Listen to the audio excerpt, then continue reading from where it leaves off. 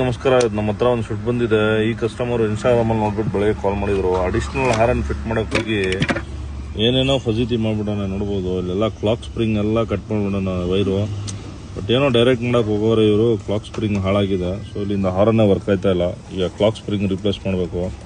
ದಯವಿಟ್ಟು ಒಳ್ಳೆ ಟೆಕ್ನಿಷಿಯನ್ ಹತ್ರ ಕೆಲಸ ಮಾಡಿಸಿ. ಹೊಸ ವೆಹಿಕಲ್ಸ್ ಇವೆಲ್ಲ ನೋಡ್ಬೋದು ಎಷ್ಟು ವೈರಿಂಗ್ ಎಲ್ಲ ಫಜಿತಿ ಮಾಡಿ ಇವರಿಗೆ 2-ವೇ ಹಾರನ್ ಮಾಡೋಕ್ಕೆ ಬಂದಿಲ್ಲ. ರೆಡಿ ಮಾಡ್ತಾಯಿದ್ವಿ ನಾವು. ಕ್ಲಾಕ್ ಸ್ಪ್ರಿಂಗ್ ಹಾಕೋಕ್ಕೆ ಇವೆಲ್ಲ ಬಿಡ್ಬೇಕಾಗಿರುತ್ತೆ ಇಷ್ಟು ಐಟಮ್ ಎಲ್ಲ. ಸೊ ಇವೆಲ್ಲ ಪ್ರೊಫೆಷ್ನಲ್ ಟೆಕ್ನಿಷಿಯನ್ ಇರಬೇಕು ಇದಕ್ಕೆಲ್ಲ ನೀಟಾಗಿ ಬಿಡ್ಬೇಕಂದ್ರೆ. ಯಾಕಂದರೆ ಇದು ಏರ್ ಬ್ಯಾಗು ಕ್ಲಾಕ್ ಸ್ಪ್ರಿಂಗು ಅದು ಬೇರೆ ಕ್ಲಾಕ್ ಸ್ಪ್ರಿಂಗ್ ಹಾಕಿ ಸ್ವಿಚ್ ಎಲ್ಲ ಹಾಕಿದ್ದೀವಿ. ನೋಡ್ಬೋದು ಈಗ ಹಾರನ್ನು ಇದು ಆಫ್ಟರ್ ಮಾರ್ಕೆಟು. ಇದು ಕೆಳಗಡೆ ಮಾಡಿದ್ರೆ ಇದು ಒರಿಜಿನಲ್ ಸ್ವಿಚ್ಚು.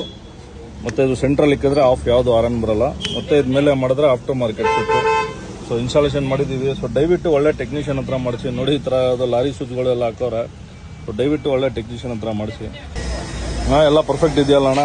ಹಾಂ, ಹಾರನ್ನು ಓಕೆನಾ? ಕರೆಕ್ಟಾಗಿ ಮಾಡಿದ್ದೀವ ಈಗ ವೈರಿಂಗ್ ಎಲ್ಲ? ಹಾಂ, ಓಕೆ ಅಣ್ಣ.